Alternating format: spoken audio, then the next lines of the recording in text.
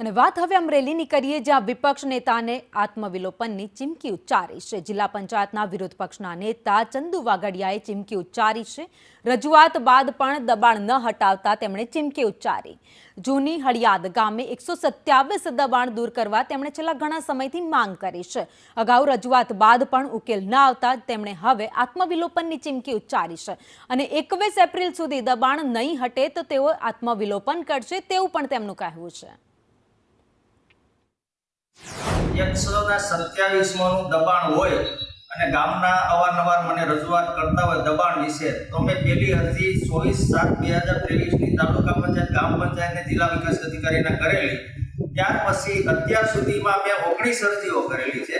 તો અત્યાર સુધીમાં એક પણ અધિકારીએ સ્થળ તપાસ કરેલી નથી અને કોઈ પણ જાતનું દબાણને આગળ કાર્યવાહી કરેલી ન હોય અને જો આ મારી માંગને સંપૂર્ણ રીતે પૂર્ણ નહીં કરે તો હું તારીખ 21/4/2025ના રોજ આત્મવિલોપન કરીશ અને ભાજપ સરકારના સત્તાના બળે આજે મને અટકાયત કરેલી છે અને હું જામીન